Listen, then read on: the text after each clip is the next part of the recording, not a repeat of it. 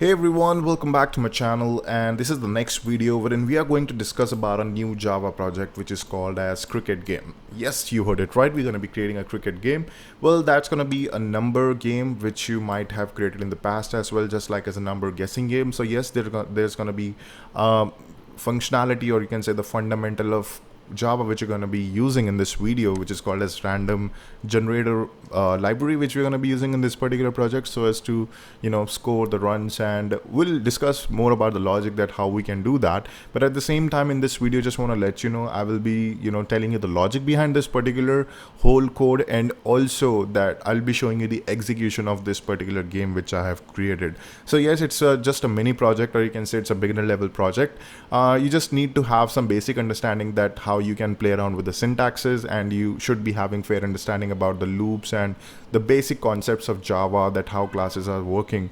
And if you know that particular part, and if you know that how you can create a logic, you just need to have a fair understanding about the cricket game, that how the game is working. So it's like you can do anything. Like if you just want to do something, like let's suppose if you have the logic in your hand, and if you're good with your coding skills, then this is something which you can create all by yourself.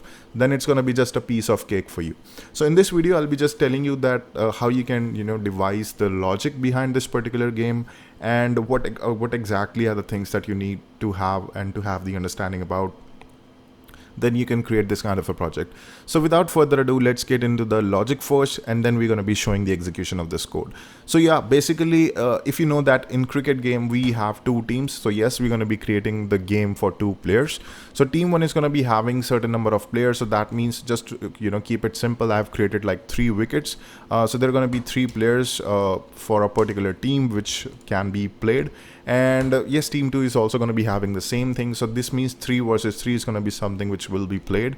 And talking about the overs, so just to keep it simple, I have set this as 2 overs. That means 12 number of balls which we can play. I mean, there are going to be 12 number of strikes which a particular team can have. And the third thing is going to be something called as runs. So these are the basic 3 things which every team is going to be having. Each team is going to be having. So that means these are the main fundamentals, the parameters that a particular team will be having, and basis on that we have to create our logic.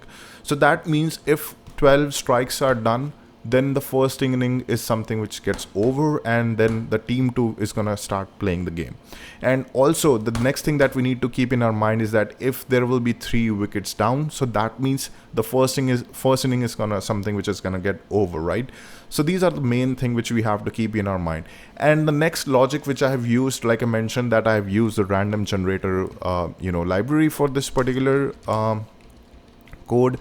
Then how we're going to be using that? You must be having the fair idea. I mean, you must have guessed it, like how we're going to be using. Yes, the basic thing is that random generator is going to be giving us a numbers, right? Talking about 0, 1, 2, 3, 4, 5, 6. We can keep the limit as till the number 7 we just want to have, or you can based upon the modification you want to set or you want to use, you can keep that thing in your code.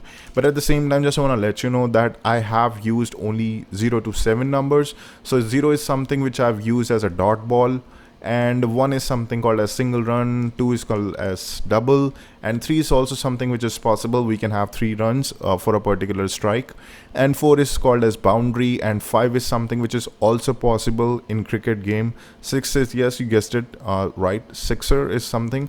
So what I've done for the number 7, so what I've done is, let's suppose if the random generator is giving us the number 7, then what I've done is that in order to use the number 7, I have just kept this thing as out. Let's suppose if there is a number 7 is coming, then yes, the player is going to get out, or it's a simple bold, right? So we're going to be playing with the next wicket.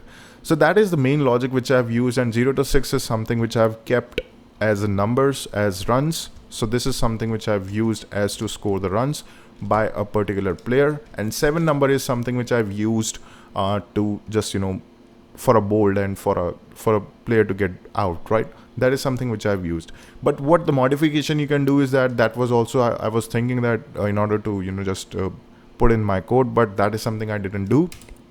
You can keep the number 8 as no ball, or the number 9 as wide, just to add on certain things. So that means by having the number 8, you can keep it as no ball, so that means there is going to be extra score which is going to be given to the player, and wide is also something going to be giving us the extra runs. So by that way, you can just give the extra runs, and you can just use the same ball once again.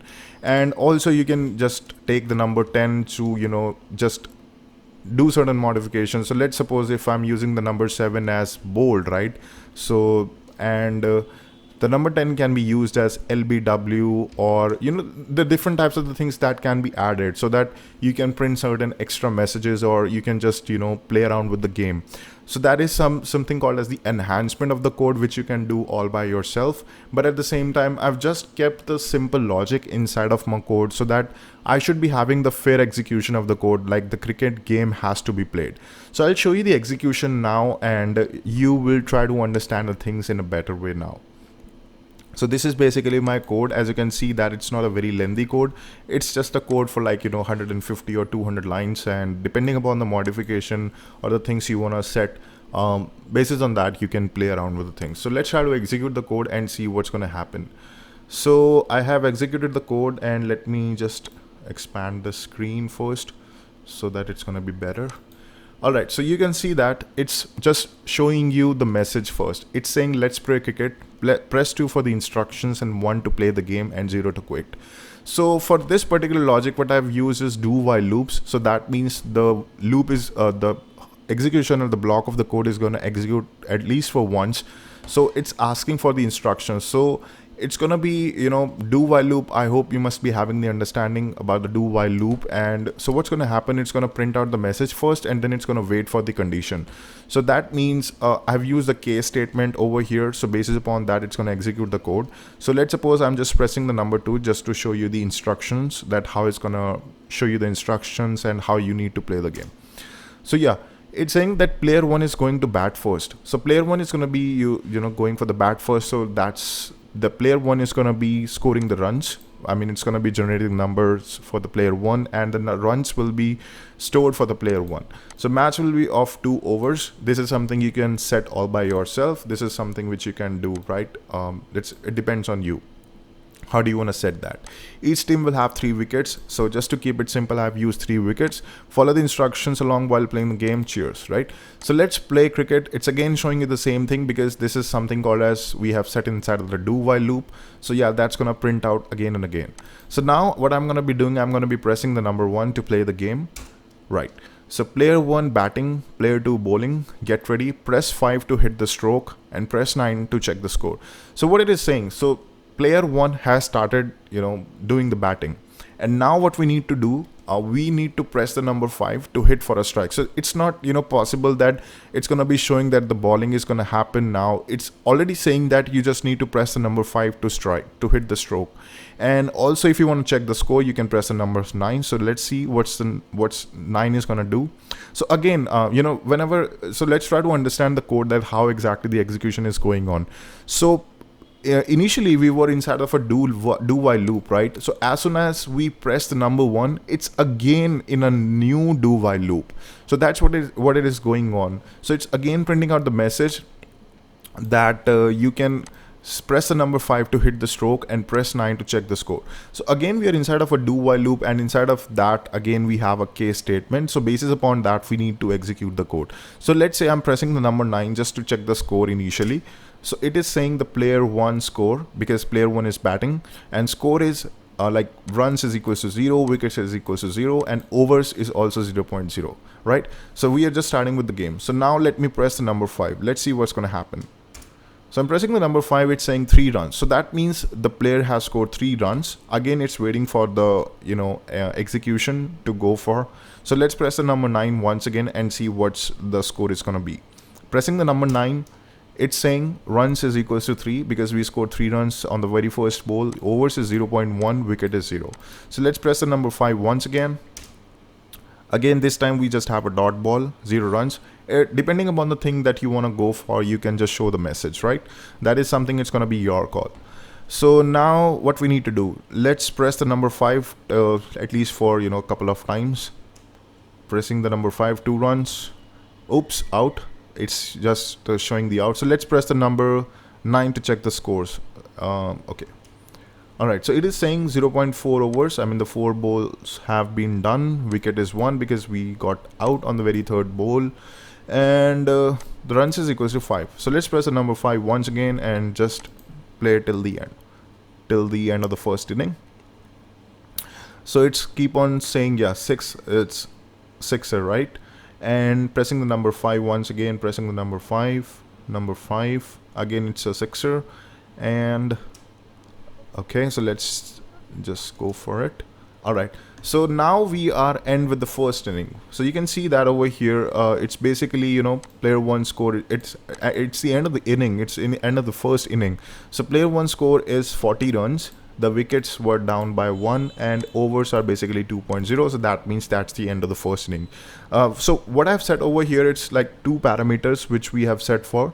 If there is going to be something called as wickets like 3, I mean, we are down by 3 wickets, then we have to end the first inning.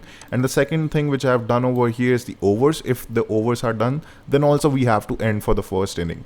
Otherwise, runs is something which is going to be unlimited. You can just go for a number of runs. So that's pretty much simple, right? So now we are set for the player to batting, and you can see that it's going to be again inside of the do while loop. And yeah, so that's actually for the player 2. So now it's saying that get ready, press 5 to hit the stroke. Again, the same you know, logic which we have used. Press the number 9 to check the score, and press 7 to check for the target to chase. So let me just press the number 7 first and see. So you can see that runs is basically 40 as of now. And if I'll just press the number 7 over here and print the message, so now it is saying that right now the score is 0-0 because we are starting with the inning, and it's saying 41 runs is something which is required for in just 12 number of balls, and that is to win. So you can see that the score was 40 and it's showing that 41 runs is required. So now let me just press the number 5, pressing the number 5. Okay, so straight away 4 runs, and again pressing the number 5, 2 runs, 3 runs, 1 run. Okay. All right, so we are going with the flow. Okay. All right, so as you can see that what has happened, the overs got completed. 2 overs, there was no wicket that got down, and runs is 26. So the player 2 actually got just lose the game, and the player 1 wins by 14 runs. So that's pretty much the end of the code. So what basically is going to happen now, you can see that we are inside the do while loop, right? And we are using the case statement. So the code is not getting end over here. It's, you know, again giving the message that is to press 2 for instruction, 1 to play. So in order to, you know, just repeat the code, whenever you're coming back to this particular point, you just need to reset whole values over here. So that is the main logic which you need to use, because you're going to be the user can, you know, just start press the number 1 once again, and he wants to play the game once again. So in that particular case, you have to reset all those particular things. So let me just show you the code and give you the glimpse that just about, you know, for certain methods, and basis on that you can try to play around. So you can see that I have used a reset method over here, that is just to, you know, reset all of the values which we have initialized. So this is, you know, called as the variable which I've used to wickets player 1. So for a specific player, for a specific user, we have to have certain parameters, runs, wickets, and this is something which we need to have you know, specifically mentioned for every for both of the users. And overs is something which we can keep it as journal, because that's going to be the same thing for both of the users. And yeah, this is basically the logic which we have used in order to execute the code. Like depending upon the runs, the random generator which is gonna give us the number, basis upon that we have to play around, and you can set any kind of a logic that you want to, and you can print out any kind of a message you want to. And yeah, so basically let me just come back to the main method. Over there we just have to take a glimpse that how exactly the things are working. So yeah, we are right now inside of the main method, and you can see that we are inside of the do while loop, and depending upon the user input, we are using the case statement, and it's calling that particular method. So I've created a separate class. So I will just mention everything in the description box so that you can have a look on the code. So I've used the case statement over here. So basically it's, you know, resetting the game whenever we are initializing with the number 1. So it's going to reset first all the variables that we have used, and basis upon that it's going to start and play the game from the initial point. So yeah, that's basically the reset method that we have to use.